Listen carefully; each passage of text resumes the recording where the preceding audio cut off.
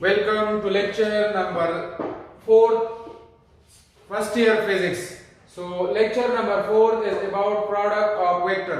इससे पहले हमने पढ़ा था कि वेक्टर क्या है, फिर वेक्टर की रिप्रेजेंटेशन के वेक्टर को हम किस तरह रिप्रेजेंट करेंगे, फिर वेक्टर एडिशंस पढ़ा था और इसके बाद हमने रिजोल्यूशन ऑफ वेक्टर पढ़ा था।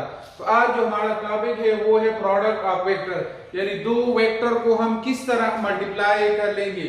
अगर फॉर एग्जांपल हमारे पास स्केलर क्वांटिटीज हो तो उनको हम सिंपली मल्टीप्लाई करेंगे। फॉर एग्जांपल 2 × 3 तो इससे 6 आएगा, या 3 × 5 तो इससे 15 आएगा। तो इसको हम स्केलर प्रोडक्ट कहते हैं। लेकिन अगर हमारे पास दो वेक्टर आ जाए तो उसको हम किस तरह मल्टीप्लाई करेंगे। फॉर एग्जांपल हमारे पास एक वेक्टर ए है और एक वेक्टर बी है, इसको हम किस तरह मल्टीप्लाई करेंगे कि इन दोनों का हम रिजल्टेंट फाइंड करेंगे। वेक्टर ए और बी को हम किस तरह मल्टीप्लाई करेंगे। तो वेक्टर की मल्टीप्लिकेशन के हमारे पास दो तरीके हैं, एक को हम स्केलर प्रोडक्ट कहते हैं, एक को हम वेक्टर प्रोडक्ट कहते हैं। There are two method of vector product. Number first is scalar product, number second is vector product. Depending upon the nature of physical quantity there are two types of product, scalar product and vector product. अब आते हैं scalar product की तरफ कि scalar product क्या है। जब दो वेक्टर को हम मल्टीप्लाई करें और आंसर हमारे पास स्केलर आ जाए तो इस प्रोडक्ट को हम स्केलर प्रोडक्ट कहते हैं। When two vectors are multiplied in such a way that their resultant is a scalar quantity is called scalar product. Scalar product को हम इस तरह डिफाइन करेंगे, when two vectors are multiplied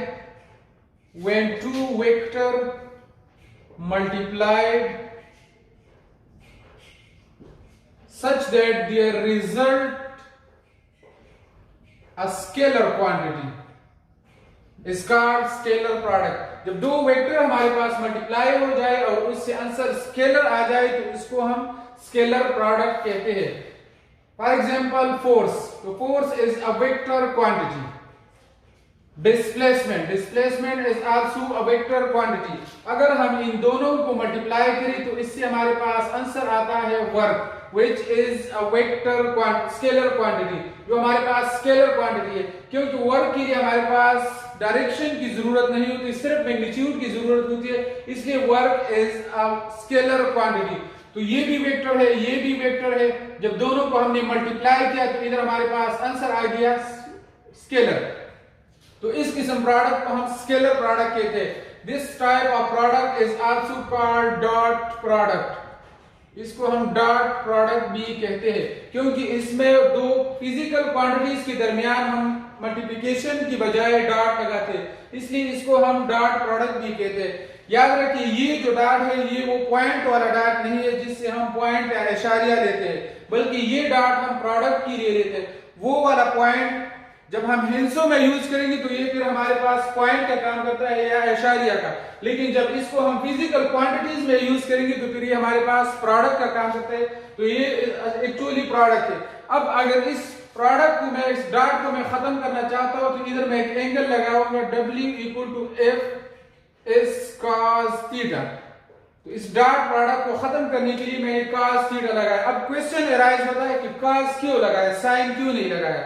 तो इसका आंसर ये है कि cos थीटा को मैंने इसलिए लगाया क्योंकि ये जो फोर्स है और डिस्प्लेसमेंट ये दोनों सेम डायरेक्शन में है। जब दोनों सेम डायरेक्शन में है तो एंगल हमारे पास 0 ही बनता है। जब एंगल 0 बनता है तो cos 0 = 1। तो इधर हमारे पास कुछ रिजल्ट आएगा। अगर मैं इधर sin थीटा पुट कर लेता तो F.S इनके दरमियान एंगल जो है थीटा वो हमारे पास 0 बनता है, और अगर मैं इधर sin थीटा को यूज कर लेता तो sin 0 = 0, तो इससे फिर हमारे पास आंसर जो होता है वो 0 आ जाता। लेकिन हमें पता है कि वर्क डन 0 नहीं है। जब हम फोर्स लगाते हैं और डिस्प्लेसमेंट कवर करती है तो वर्क डन हमारे पास 0 नहीं होता, इसलिए that's why we use cos theta here. इसलिए हमने इधर cos थीटा को यूज किया। अगर हम sin थीटा को यूज करते तो रिजल्टेंट 0 आ जाती, इसलिए इसमें डॉट प्रोडक्ट में हम cos थीटा को यूज कर लेंगे।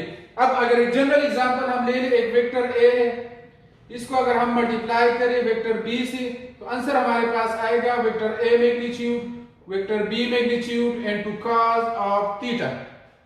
तो ये हमारे पास कंप्लीट स्केलर प्रोडक्ट। अब स्केलर प्रोडक्ट मैक्सिमम कब होगा, जब मैक्सिमम ये तब होगा जब थीटा हमारे पास 0 डिग्री की इक्वल होगा, क्योंकि cos 0 इज इक्वल टू 1, तो cos 0 डिग्री पर मैक्सिमम आंसर दे देता है, इसलिए हमारे पास डॉट प्रोडक्ट मैक्सिमम तब होगा जब एंगल हमारे पास 0 यानी दोनों फोर्स या दोनों वेक्टर जो है पैरेलल होंगे, तो इस सूरत में हमारे पास रिजल्ट मैक्सिमम होगा, क्योंकि cos की जो रेंज है वो हमारे पास -1 से लेकर 1 तक है। यानी कैलकुलेटर में अगर आप देख ले cos को जो भी वैल्यू आप दे दें तो इससे -1 या 1 आंसर आएगा, इससे ज्यादा कहीं भी नहीं है। तो इसमें ये जो है ये मैक्सिमम है और ये मिनिमम है, तो इसकी मैक्सिमम वैल्यू 1 आता है और 1 जो है वो 0 पे दे देता है। अब मिनिमम कब होगा हमारे पास स्केलर प्रोडक्ट, जब एंगल थीटा हमारे पास 90 डिग्री की इक्वल आ जाए, तो फिर हमारे पास स्केलर प्रोडक्ट मिनिमम होगा, क्योंकि cos 90 इज इक्वल टू 0।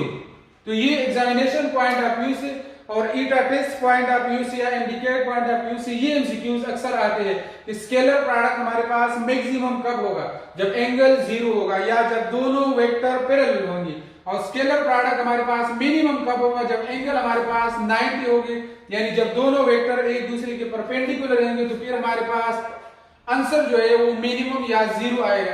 तो ये थे हमारे पास स्केलर प्रोडक्ट। अब आते हैं वेक्टर प्रोडक्ट की तरफ। जब दो वेक्टर प्रोडक्ट को हम इस तरह डिफाइन करेंगे, जब दो वेक्टर हम मल्टीप्लाई करें और आंसर भी हमारे पास वेक्टर आ जाए, तो उसको हम वेक्टर प्रोडक्ट कहते हैं। When two vectors are multiplied in such a way that they result a vector quantity is called vector product. यानी वेक्टर प्रोडक्ट को हम इस तरह डिफाइन करेंगे, when two vectors are multiplied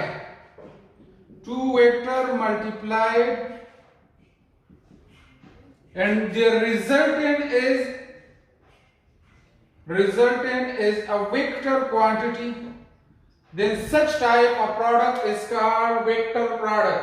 इसको फॉर एग्जांपल हमारे पास मोमेंट आर्म R और force F, इन दोनों को अगर हम मल्टीप्लाई करें तो इससे हमारे पास आंसर आता है torque, which is a vector quantity. ये भी वेक्टर है, ये भी वेक्टर है, दोनों को हम मल्टीप्लाई करेंगे तो आंसर हमारे पास वेक्टर आएगा। तो दोनों वेक्टर को मल्टीप्लाई करने से आंसर हमारे पास वेक्टर आ जाए, तो इसको हम वेक्टर प्रोडक्ट कहते हैं। This product is also called cross product, इसको हम क्रॉस प्रोडक्ट भी कहते हैं, क्योंकि इनमें दोनों वेक्टर्स के दरमियान हम क्रॉस का साइन लगा लेते हैं, तो ये हमारे पास वेक्टर प्रोडक्ट है। अब अगर इस क्रॉस को हम खत्म करना चाहते हैं तो हम इसकी जगह साइन थीटा लगाएंगे। Torque is equal to r f sine theta. तो क्रॉस प्रोडक्ट को खत्म करने के लिए हम साइन थीटा लगाते हैं। अब क्वेश्चन फिर अराइज होता है, why we use sine theta here, why not we use cos theta?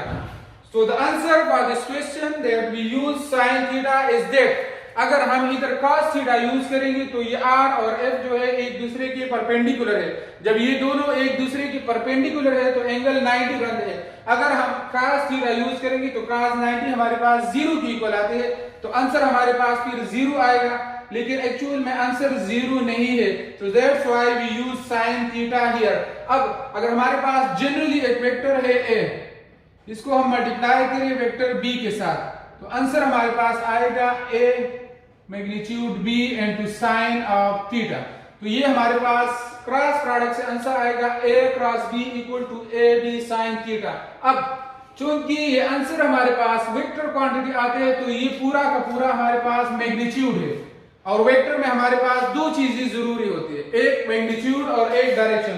तो इधर हम एक डायरेक्शन वेक्टर nb लगाते हैं नॉर्मल वेक्टर, तो ये हमारे पास मैग्नीट्यूड हो गया और ये डायरेक्शन हो गया। तो ये हमारे पास कंप्लीट आंसर आ गया a b sin theta into n।